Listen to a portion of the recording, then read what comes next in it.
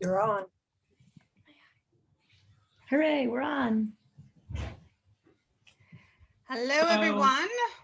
My daughter may be drawing in the background while we proceed. That's Rosie. And Gray, I'm going to be our moderator. This is a pretty open topic. What, even in the far future, what might stay analog? So I guess this is kind of an extension of the ongoing debate whether books will continue to exist in their analog state or will all be digitized. But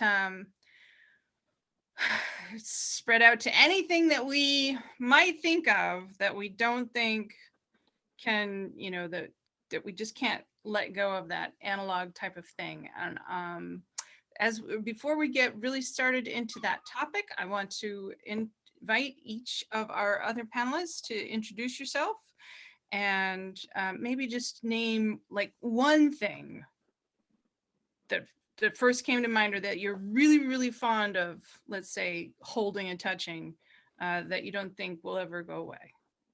Phoebe, you want to start? All right, hi, I'm Phoebe Barton.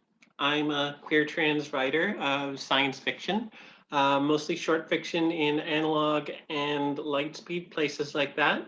But I also write games. My game, The Luminous Underground, is up for a game writing nebula this year. So that was a surprising thing. But then that's also a thing that is very much not analog because it's a kind of interactive fiction that you couldn't get near the way it's done. You couldn't get in that same kind of nature in an analog format. But what really comes to mind immediately is just physical data storage as opposed to like distributed cloud media, because there will always be a place for physical data storage, especially like VHS. Okay. Okay, all right. Oh man, I tossed my VHS. I don't know what you're talking about. My name is Marie Vibbert, and I am also a science fiction writer, primarily of short fiction. However, my debut novel came out this year in March. It's called Galactic Hellcats, and it's about a trio of ladies who are a motorcycle gang in outer space, and they rescue a gay prince. And the one thing I think would always be, the first thing that came to my mind was cash, because you're always going to need that untraceable bribe. So we're always going to have cash. Also, coins just feel nice in the hand. So, and in my novel, in this far future, this spacefaring future, they have like digital currency, but they also still have these coins, which are the preferred payment method of the space pirates. Gotta have the doubloons.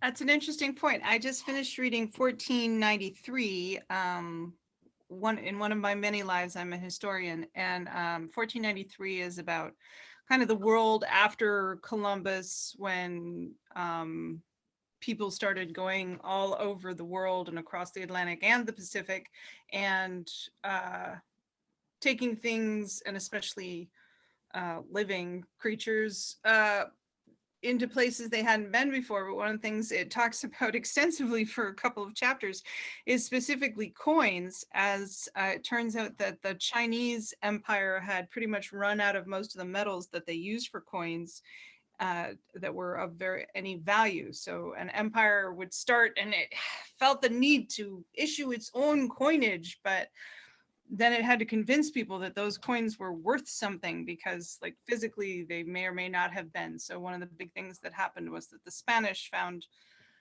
they could mine silver from South and Central America and then trade it to the Chinese for porcelain and clothes. And I hadn't been aware that there was that much.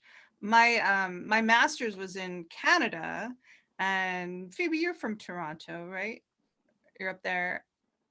if you've never traveled to Canada, I have to say that they have much better coins than we do in the United States. They have the loonie and the toonie, which are $1 and $2 coins. You gotta love the toonie, yeah. The toonie is just such a useful coin. I mean, we've never really had the $2. I mean, wouldn't you say, Phoebe? Well, there is a $2 bill in the US that I've come across surprisingly often, considering how rarely I go to the US and how comparatively rare it seems to be. But yes, it's like when I travel to the US, it's like currency is always in the form of bills, whereas just as equally often, if I'm using physical currency here, a lot of times it will be coins because of small amounts or change or so on. Yeah, I grew up in Michigan, and it's interesting being so close to the border, we tended to consider any coins smaller than $1 to pretty much be interchangeable. If it was Canadian or American, we didn't really care. They also have quarters and dimes and pennies. Though I do think on this subject, I do think that over the next 10 or 20 years, we'll see kind of like how well physical currency stands in as opposed to, and I'm not talking about cryptocurrency, because like my opinions about cryptocurrency would fill an entire panel and would have This way is too the much digression. profanity, Yeah. way too much profanity. But I'm just in terms of like electronic transfers of, because this is not something I have experience with, but I have heard that, for example, in China, there's been a huge pivot in the last few years to paying electronically through WeChat and so on. So that is like something like the same currency, like traditional currencies, but more and more frequently being used in electronic formats. Because I mean, like even for me, like I much more frequently pay using a card than with cash, except when I'm doing my laundry. And Yeah. I mean, I've been in a cash-free existence since college, and it was when I could use my ID to pay for everything. I so rarely have cash, but I just know that if I was an international intergalactic gangster, I would need that ability to have the untraceable hard currency. To cross the palms of a pirate with silver, so to speak, or a But I think that, yeah, definitely during the pandemic, we've seen like there was that global coin, that was not global, but the US had a coin shortage, right? Because everybody left their change at home and nobody was using the parking meters. I don't know if it was everywhere. Definitely here, there were signs everywhere. Do not, you must pay exact change. We do not have change. yeah. But I definitely think that like where it's more along the lines of there's no especially now, there's no technological reason why money couldn't be entirely electronic. I think the thing is more, it probably shouldn't. Yeah, they tried to make it more personally, like there were some efforts to make it so you could like tap to somebody else's app, without a bank involved, and exchange currency from two smart things, but that didn't really get going. And speaking of parking meters, I will say that like here in Pennsylvania, up in Harrisburg, they have a lot, and here increasingly now in York and down in Baltimore, a lot of parking apps.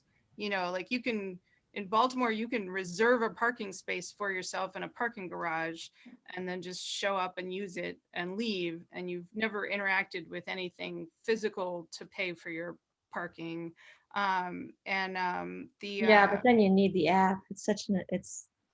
Then you need the app. But like, for instance, if your meeting ran long and you're parked at a meter, you can tell the meter system, oh, I want to buy another half an hour, and it's done, instead of the thing we run into here is that every parking lot is a different app. So I've got like 3 apps on my phone now. Oh yeah. But yeah, and the chat, Daniel Sparks makes or S makes a good point that the working poor across the world don't use banks. Yeah, it's so hard because the banks require things like minimum balances and such. So you can't use the electronic currency if you don't have a bank account. You can't use apps if you don't have a phone. So there's always going to be a digital divide until we. Yeah, I've been surprised lately at the number of, for a while it seemed like if there was an app on your phone you could also do it from the desktop, but now there's a lot of switch to, there's just an app on the phone. If you want to do it, you have to go and get the app. Just to be silly, my second thought was musical instruments to get less fraught.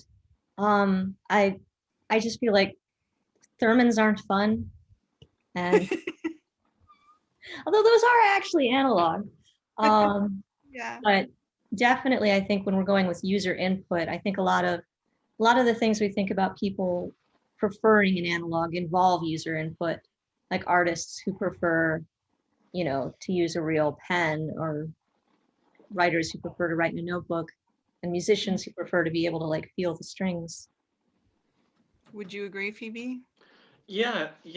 I think there's well, we've had synthesizers for decades already, and it's not like they have like they don't displace other traditional instruments. They just exist along with them, and I think that's one of I do think that is one of the things that really gets at me when I'm reading or otherwise experiencing some science fiction, when it assumes that advancement means that a more advanced thing will displace what came before, when that is totally not necessarily the case at all. I mean, up until very recently, the Toronto Transit Commission maintained a blacksmith on staff to make spare parts for streetcars. And I don't know if that's still the case, only because those streetcars were 45 years old and have since been replaced. But you can have very, like, what we would consider as like high-tech things and low-tech things coexisting very easily, based on the nature of what are you looking for, what challenges are you dealing with. And sometimes, especially in the idea of blacksmithing or that sort of thing, it's really important in a lot of situations to be able to make your own spare parts. Yeah, someone in chat points out, Rick Wright says CDs haven't displaced records. And in fact, I feel like there's a resurgence right now. I've been seeing all kinds of talk about that, of young people collecting records, and we see new albums being released on vinyl. And of course, that's when you put music to digital media, somehow or another it's being encoded, whereas on wax or on vinyl, it's actually it's being transferred, but we're not putting it into code. I could see a far future where we are able to create analog quality sound in an electronic medium. But yeah, of course, the world is definitely divided between those who are like, what, it's just fine on Spotify on my phone, and those are like, these sound better.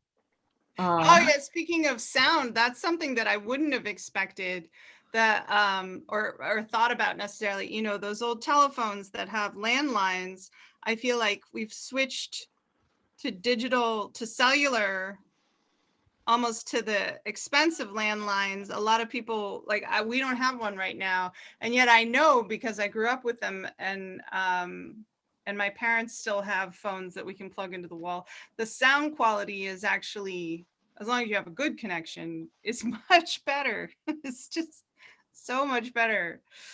Another comment in the chat is that, would there always be a need for analog time? We use it for navigation, coordination, and timing, especially in areas where satellites and communications are not reliable. Certainly stopwatches are handy, but digital stopwatches work just fine unless you're going to be you know, a pro level athlete and you care about those hundredths of seconds. I don't know. I think But there I was- do know that I looked at before this to prepare for this panel, I did some Googling, and one of the first things I got was like a Wired article, 5 things that are better analog, and clocks was number 1 on that Oh. list. What was the rest? Record albums and cars, like non-smart cars tend to need less, they need less maintenance. They run more efficiently sometimes. Cuba's laughing their way to the bank because they've got all these classic 50s cars now that they've maintained. Just to build on that too, one of the advantages of analog cars as opposed to like modern, heavily computerized, heavily digital cars is that you can maintain them yourself, whereas so many modern cars are designed specifically so that only mechanics of the company that manufactured them can access their systems and do Let me repairs. tell I you remember about that. I remember hearing a thing about farmers in Nebraska working with Ukrainian hackers to jailbreak their tractors. Right, yeah. The John Deere controversy where they were not able to fix their tractors. But yeah, I know. My buddy Mookie, he's a mechanic and he tells me all about it. And it's like, there's a problem with my car. And he's like, yeah, you take it to the regular mechanic, they're going to plug it into the machine. And that's all they do.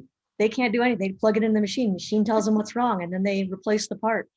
And there's so much that's not transparent, right? Who is writing the program that decides which part is faulty? I mean, are they erring on the side of just replacing shit to make you keep buying more parts? Right. Not just that, but the mechanic has to have a license to the machine that does the diagnostic and has to pay for upgrades so that it will be able to read the next model of car. Oh, it's such a racket. Okay. Yeah. Rent seeking. Yeah, I have a story on that too, which is related to how, like they try to keep the information inside, but then of course we're in the internet age. So like, for instance, in the current version of a VW Jetta that I have, it started making a beeping sound and giving me a notice that I had to go get some kind of inspection. And I was like, I was just there, and I called the shop and they were like, oh yes, well now you have to get a such and such inspection. And I was like, why? There was some number of miles or something, and it's been the pandemic, I haven't been driving at all. So I was like, no, I don't. And he was like, well, you can bring it in and we can do some tests and we can get that turned off for you. And eventually I was just like, wait, I'm sure the internet knows how to solve this problem. And there was some like super obscure formation of buttons that I had to push to get to reset it, but I could make my car stop beeping at me myself. It was possible. I love that somebody's suggested, I just lost it. Smart statues. What? Yeah, the chat is going way faster than we are. Yeah, the chat mentioned cards, playing cards and stuff like that. Do you think, I mean, we have a lot of video games, but of course, like Phoebe We have was, a lot of electronic video games, but I Mhm. mean, board games are another thing that has made a big comeback, right? Mhm. Yeah. There's a huge board game industry, cards and dice. There is definitely some value to that tactile sensation. Yeah, no, like, because I feel like it's another example of analog and digital in a lot of respects can complement each other when the companies who have a monetary interest in digital aren't trying to drive the analog extinct. Like, for example, like I know, like I played I played Magic the Gathering a little bit when I was in school, and that was like 26 years ago. And now it's like they have electronic versions and it's a lot more accessible, but that doesn't it doesn't replace it doesn't mean the physical ones have gone away. right. Like I not so much now because of the pandemic, but I remember like going into stores that were running Magic tournaments and just seeing like the dozens of people at these tables. So that like there's plenty of room for a lot of these aspects. But I think another thing that I wanted to bring up is just in terms of like physical security, like especially in terms of physical keys. Like for example, the whole idea of things like door locks connected to the internet really freaks me out. But just also in terms of like ensuring security, like in terms of what because some things are important enough that that you would not necessarily want there to be a digital channel into them. And for example, in some of my writing, in terms of writing about spaceships, which if you want them to get anywhere in a reasonably fast enough time to make things interesting, they have to have really beefy engines, and really beefy spaceship engines are very easily weapons of mass destruction. So what I ended up using is like, even in this far-ish future technologically advanced situation, in the initiation of an engine burn, the commander and three people all have to turn their keys at the same time, which I got from the missile silos. But it is for something like that, you want to avoid the possibility of someone being able to command that remotely for very important reasons.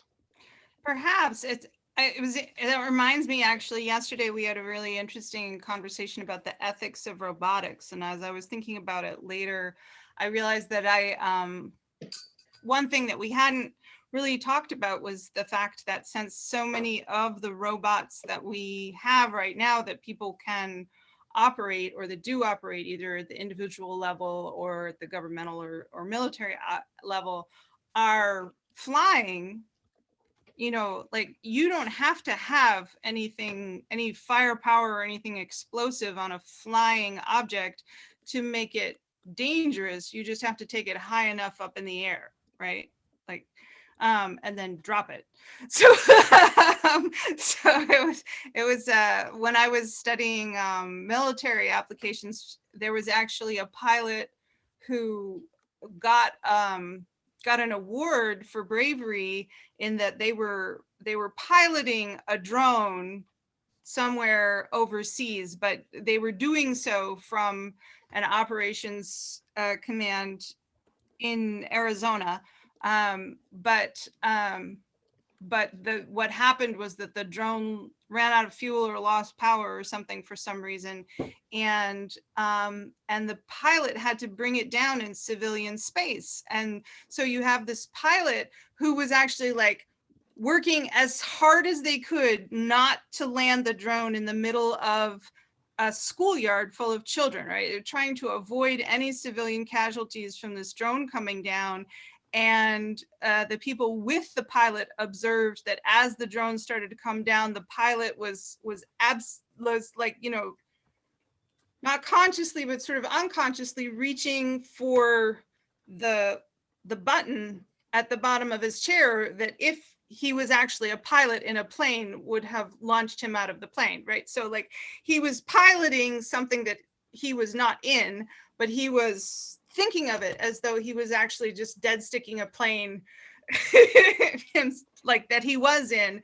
And so they were like, wow, like clearly you were putting yourself at risk in a way, at least mentally, to try to save all those civilians. But it's, so that's one of the things when people talk about digitally commanding things, I'm like, yeah, I don't know if you really want that to be something that anybody with a strong enough radio signal or cell signal could potentially take over. Yeah, so there was a question in the chat about, are we talking specifically digitally or connectedness? And I think we're talking both. When they talk about Internet of Things, is usually meaning digitally connected items, but we're definitely talking about both here and swinging back and forth. Also, I wanted to give a shout out to Rod Quick, who stood in the Q&A that hugs will always be analog. I mean, I send hugs all the time. There's the lots of the only viable alternative is Baymax from Big Hero 6. He had some digital hugs. There you go. And we had a short conversation in the chat about toothbrushes. And I just wanted to share that my husband just recently got an electronic toothbrush for the first time and chose not to get the model that came with an app that told you where in your mouth you've brushed and could tell you if you missed a spot. And I'm like, no. Just my daughter and I are actually in a play. Oh, and I want to show off her drawing. She finished it, of a tiger. Where oh, it's such a cute tiger. Where one of the characters in the family, in the virtual family, as the play is called, orders a toothbrush, an electronic toothbrush that will talk to you, you know, like appliances can talk to you. I did see that, Marie, that, you know, like it would be nice if some things could give us feedback, like for instance, your scissors, if you're working on a pattern. There are fancy, I have a friend who's a quilter, and she has a very fancy programmable sewing machine with one of those arms that's like 6 feet long. Yeah, in her basement. I saw a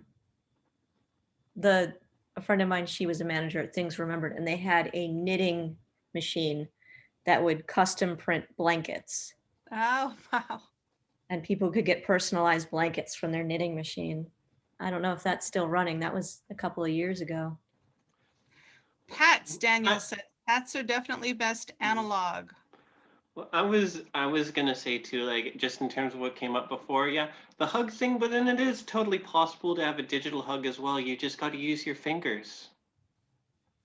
Oh, digital. That sounds too much like tickling, and I'm upset.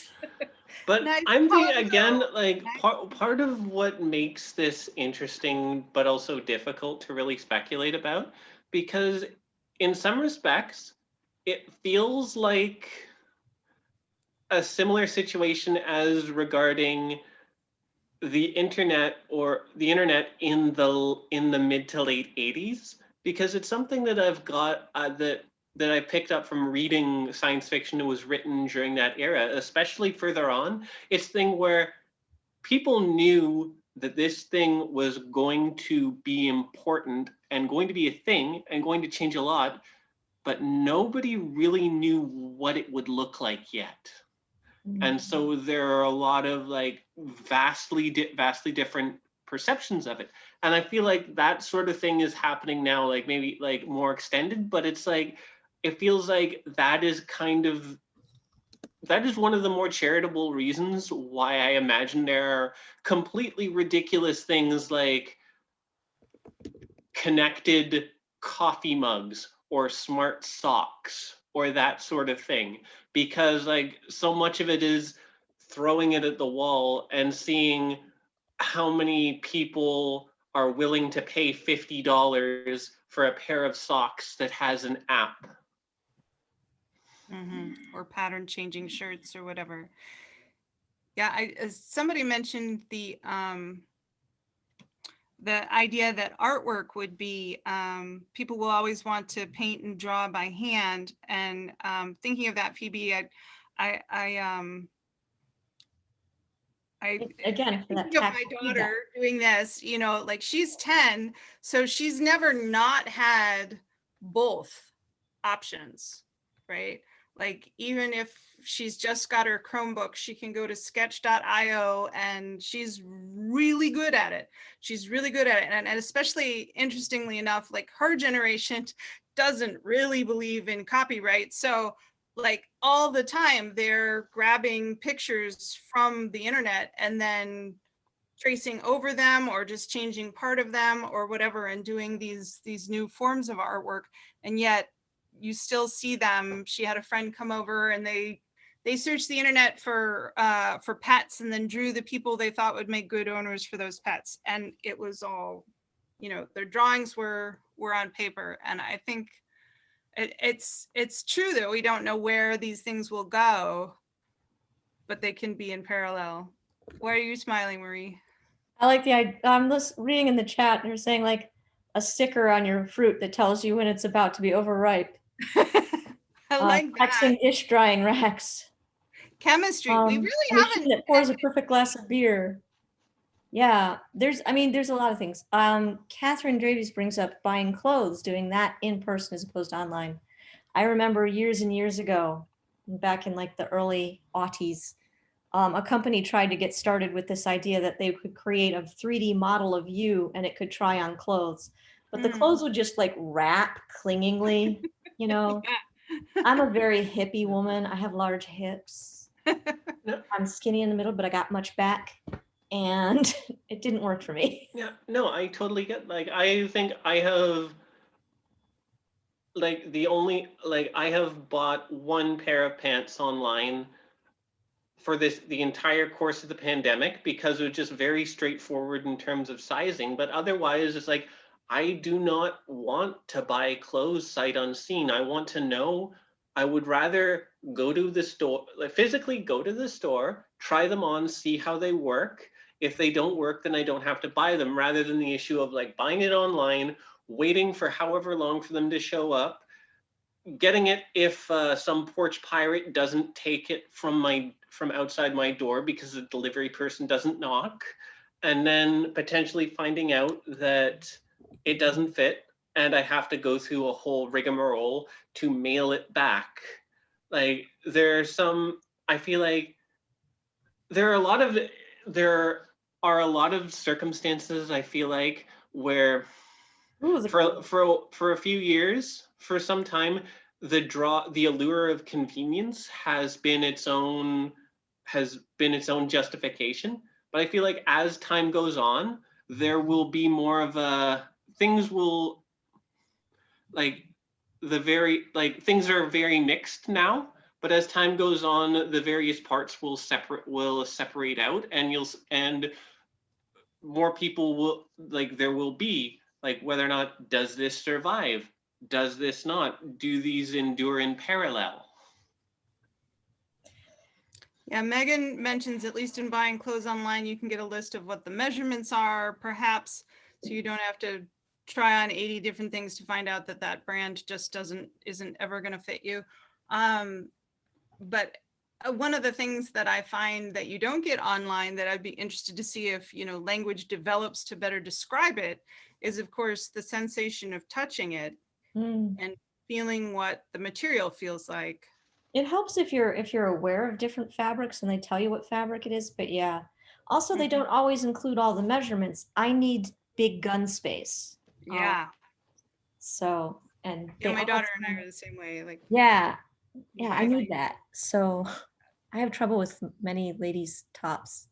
We have a couple of things in the chat. In the Q&A, Lisa Adler Golden asks, what do you think are too critical or sensitive to connect to the internet? Infrastructure, like, especially in terms of, like, I've heard things about like hydroelectric power plants, for example, should absolutely not be connected to the internet, for example. But I've heard of instances of like people being able to remotely open sluice gates at hydro plants and that sort of thing. And it's like, again, it's a sort of thing that that these seem to be connected for the sake of being connected, when it is far more dangerous for them to be connected.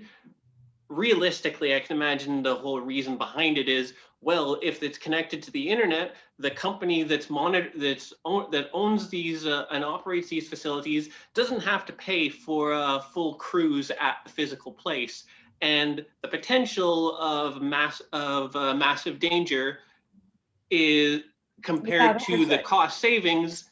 They'll do that. Yeah, I feel like there was a stage at which, for some reason, the way the technology went, there was this sense that you had to be a wizard to understand how to set up a local area network that was not connected to the internet, but that, your corporation could use to use things remotely. I'm sure there are nations and people and whatnot that have networks that can still take advantage of remote operation, but without being on the internet, but I don't know of them. Marie, did you have a response to that? What?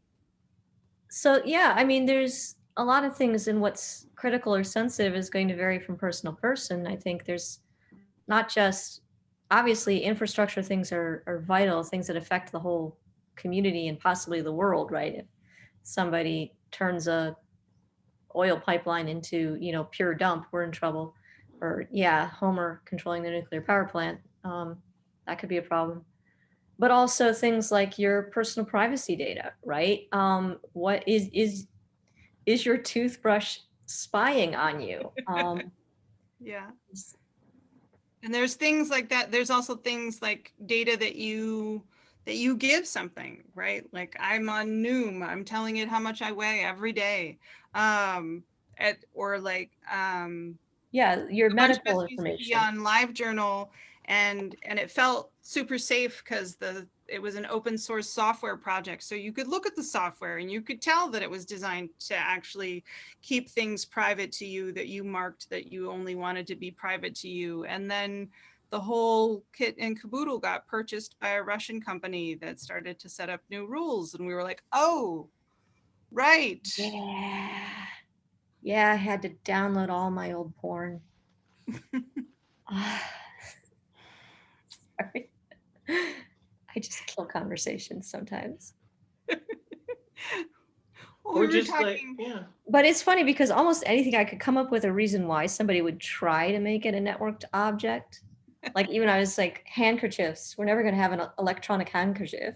But maybe we would, what's your sneeze pattern? How much mucus is coming out? you could check your health all the time whenever you when you blow your They nose. certainly already have like the really expensive toilets that do health checks. Yeah. And everybody found out, with what was it, 23andMe, like they were like, oh, send us your sample of yourself and we'll look up your genetics for your information. And then they were like, oh, and also for our information. the permission to use it for our information. We were talking at an earlier panel about and license user agreements and other such policies and how they can change over time. So you might buy your toothbrush with one policy and then you might find out that it doesn't even just spy on you, it spies on your whole household and the cat. Yeah, I guess I feel like that is one of the advantages of analog that is maybe more and more people becoming aware of the fact that like you control it. Like, I mean, nobody can stop me from watching this tape if I have a VCR, which I do. But like, no DRM on that bad boy. Yeah, exactly. You could even show it to a whole room full of people and nobody could tell. You could share it with. It doesn't know if you're in Europe or not. Yeah. You could loan it to somebody else. Yeah, where it's more of the yeah, and just that less functionality but more personal control and privacy. Oh, imagine if they added it to a data app or to a dating app. Like imagine if there was a dating app that got control. Oh, Tinder is definitely tracking how many about whether or hotties not are your around. fruit went bad before you ate it. Like I don't need the whole world knowing whether or not my food in my fridge is going bad, right? Or how about an electronically connected cocktail shaker? Then I immediately get a call from AA. We noticed you used your cocktail shaker 4 times on a weeknight. We just noticed that your hand entered the bar area, not your partner's hand.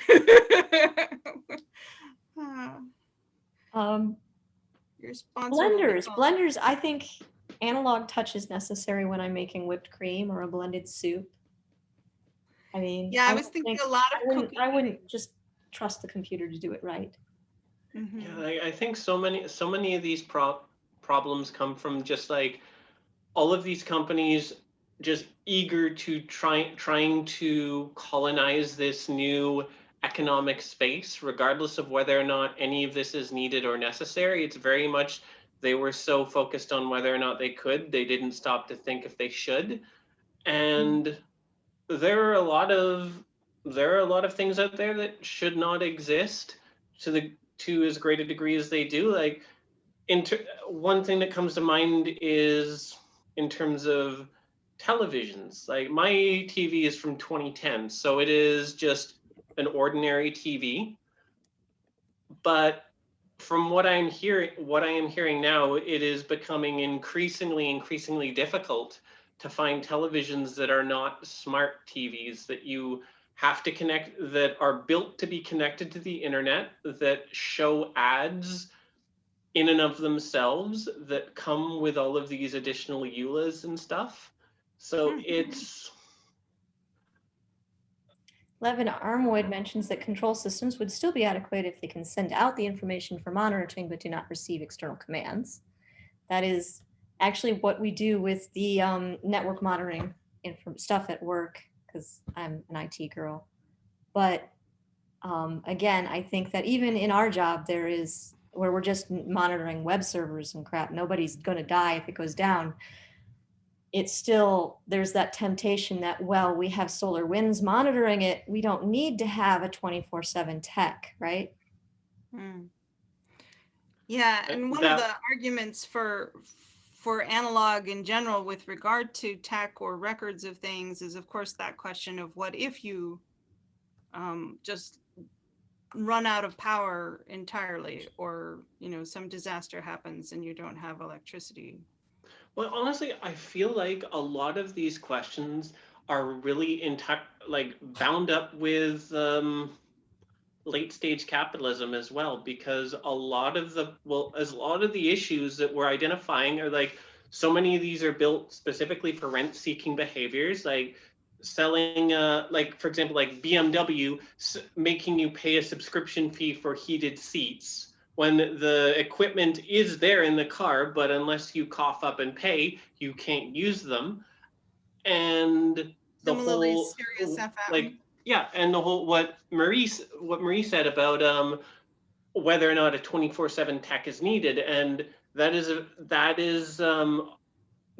a calculation that is being made under modern capitalism, and that demands efficiency above all else. And we've seen like above of robustness, right? Yeah, yeah, because I know, like, I remember, like, I lived in Vancouver for a couple of years, and the thing about Vancouver is, like, it's not an island, but it might as well be, because, like, it's got the ocean on one side, mountains on two sides, and the States on the other.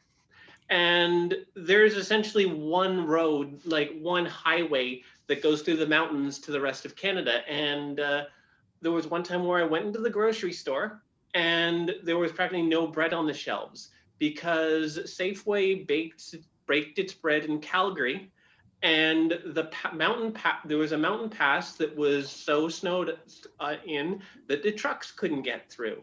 And they did not, and because of the just-in-time delivery model, which is mandated by capitalism's constant chasing of more and more and more efficiency, they did not have stock on hand to see to demand with that interruption in the constant chain.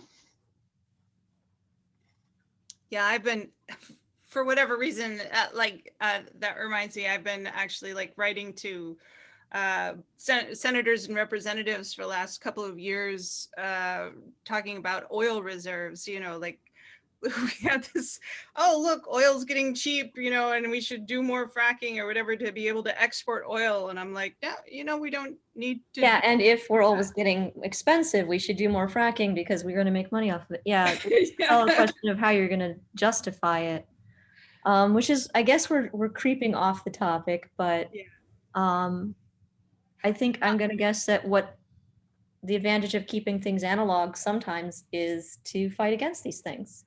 And so there will always be people who are going to step off the grid to get around their DRMs, to get around the EULAs and the people trying to make us pay a monthly subscription fee to our car. And that gets back to what you were saying earlier, Marie, about, for instance, musical instruments. You know, like since my daughter's violin is not connected to anything, nobody can stop her, you know, remotely or start charging her money for her to be able to play that violin, right? You can take it with you wherever. It's kind of the old story of if you have a backpack and a guitar, you can make a living anywhere if you're talented enough, type of thing. And we do see even, wasn't there a Star Trek character who famously played the guitar? Well, I mean, The Captain violin. Cisco is still, you know, making his souffles, even though he's Right, got a replicator. right. Joy in that. Rod Quick also mentions in the Q&A, don't forget the electric monk that does all your tedious believing for you. Was that Hitchhiker's Guide or was that Dirk Gently's? I forget. Dirk Gently. Dirk Gently, yeah. So we're down to 5 minutes. Charcoal grill. That's another, another thing. We like to cook on fire. That's made from fire. Yeah, there's a lot of culture around smoking stuff. And let me throw in a plug for my panel tomorrow morning at 11:30, where I will be with DA Shaolin Spires and several others discussing the future of food and utensils. Yay. Let's talk about e-forks. Oh, and do you guys want to put in any plugs for like where people can find out more about you and your work? Marie mentioned Galactic Hellcats, but yeah. Yes, don't forget, I do have a novel out. It's called Galactic Hellcats. You can follow me at Marizy on Twitter, or you can find me at marievibbert.com. And yeah, I do have my game, The Luminous Underground, out through Choice of Games. And you can find me on Twitter at a Phoebe Barton or phoebebartonsf.com. And if for some reason you want to catch up with me, I'm NetMouse most everywhere, including on the Discord. And I don't know if either of you are going to have time to go to Discord or Gather. I guess there's spaces on both to keep conversations going. I'm just going to probably show up on Discord. I like this sunsets. No, this has been a good chat. Thanks everybody who's been bringing the suggestions and the comments. I've been trying to keep up with them. By the way, if you're interested in saving the chat for yourselves, there's the 3 dots at the bottom. Just click on that and you can download a text copy of the chat. I know I'm doing it. Mm-hmm. And the outside, yes, and everybody should make sure to get outside at some point when the weather is nice. Right now, I know here it's been raining and chilly all day, so this has been a really nice way to spend time. And thank you guys, Marie and Phoebe, and then also our 20-some attendees who have joined us in this conversation. It has been fun, and there are people outside, yes, but there are also, you know, flowers and insects. That is disabled for regular users. Is that true? Is it just us that can do it? I don't know. Because I can save the chat.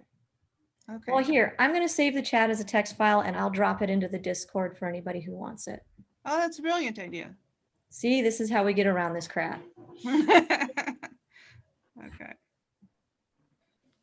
Okay. All right. There, we managed to make it right to the end. And that's time. All right. Yeah. Thank you. Bye, guys. See you in the Discord. Have a good water table, right? Yeah, I love Analog. They bought like 12 stories from me. They're great. Oh. Go Me read too. Analog.